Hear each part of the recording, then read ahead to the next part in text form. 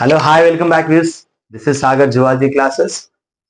మన వీడియోస్ కనుక నచ్చినట్టయితే లైక్ చేయండి, షేర్ చేయండి, సబ్స్క్రైబ్ చేసుకోండి. మీకు నోటిఫికేషన్లో వీడియోస్ వస్తాయి. ఇక let's start the class. Today we are going to discuss about the topic name is the phylum is nemathelminthes and also called nematoda. So దీనికి ఇంకో పేరు కూడా ఉంది, నిమ్మటోడా అని పిలుస్తాము. సో దీని యొక్క జనరల్ క్యారెక్టర్స్ గురించి మనం తెలుసుకుందాం, ఓకేనా. సో దీని యొక్క హ్యాబిట్ చూస్తే, so they are free living endo parasitic forms. So ఇవి ఎక్కడ నివసిస్తాయంటే చెట్ల మీద కావచ్చు లేదా జంతువుల మీద కావచ్చు. సో వీటిపైన నివసిస్తూ ఉంటాయి అనమాట. ఇవి పరాణ జీవులు అనమాట. So they are endoparasites అనమాట. And coming to the common name is, so they are called thread worms అంటాం. సో అంటే దారపోచల్లాగా ఉన్నటువంటి సన్నటి నిర్మాణాలు కలిగి ఉంటే వీటిని మనం నులి పురుగులు లేదా థ్రెడ్ వామ్స్ అంటాము, ఆర్ రౌండ్ వామ్స్ కూడా చెప్పవచ్చు. సో రౌండ్ వామ్స్ కూడా పిలుస్తాం మనం. ఏలిక పురుగులు అని చెప్పచ్చు అనొచ్చు, లేదా గుండ్రటి పురుగులు అని చెప్పవచ్చు. Next the symmetry is exhibit bilateral symmetry. So the symmetry shows the bilateral symmetry. మీరు చూడండి, the body shows the bilateral symmetry. And coming to, so the germinal layers, there are the triploblastic animals. So మీకు triploblastic animals అంటే తెలుసు. Triploblastic అంటే so they body is made up of 3 germinal layers అనమాట.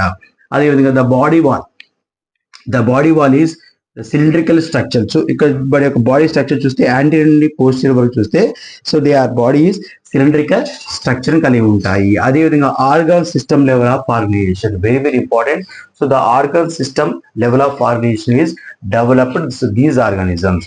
Okay, and coming to coelom, so the body is a pseudocoelomates organisms. వీటిని మనం pseudocoelomate organisms అని చెప్పవచ్చు. ఎందుకంటే the body consist pseudocoelomic fluid. ఇందులో ద బాడీలో ఏముంటుందంటే సూడోసీలోమిక్ ఫ్లూయిడ్ కలిగి ఉంటుంది. సూడోసీలోమిక్ ఫ్లూయిడ్ కలిగి ఉండడం వల్ల మనకి సూడోసీలోమేట్స్ అని పేరు పెట్టడం జరిగింది అనమాట. అదేవిధంగా డైజెషన్ సిస్టమ్ అనేది the complete digestion, very very important. So మనం ప్లాటిహెల్మింథిస్ చెప్పేటప్పుడు ఇన్కంప్లీట్ చెప్పాం, బట్ ఇక్కడ నిమ్మటోడ్లో వచ్చేసరికి కంప్లీట్ డైజెషన్ ఉంటుంది. సో మౌత్ అనేది ప్రెసెంట్ ఉంటుంది, ఆనస్ అనేది కూడా కలిగి ఉంటుంది. And coming to nervous system, so నాడీ వ్యవస్థ అనేది ఎలా ఉంటుందంటే ద నర్వస్ సిస్టమ్ సర్కంఫరెన్జియల్ రింగ్ అంటే ఈ విధంగా నాడీ వ్యవస్థ అనేది కలిగి ఉంటుంది. సో ఇక్కడ మనం అబ్జర్వ్ చేయవచ్చు, దీన్ని మనం సర్కంఫరెన్జియల్ రింగ్ అని చెప్పవచ్చు. నెక్స్ట్ ఎక్స్క్రీటరీ ఆర్గాన్స్, సో విసర్జక అవయవాలు ఏముంటాయి అంటే excretory organs are renette cells, very very important.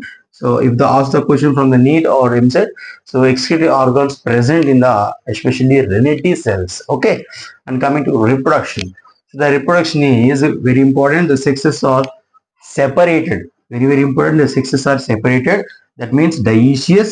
So the male and females are differences. Okay, that means we are called bisexual. That means we said male and female అనేవి ఎలా ఉంటాయి అంటే వేరు వేరుగా ఉంటాయి అనమాట. సో మేల్ అండ్ ఫీమేల్ కనుక observe చేసినప్పుడు, సో మేల్ యొక్క స్ట్రక్చర్ చూస్తే కొద్దిగా షార్ట్ గా ఉంటుంది, పొట్టిగా ఉంటుంది. అదేవిధంగా పోస్టీరియర్లో వంపు తిరిగి ఇలా అపాచెస్ కలిగి ఉంటాయి మీకు.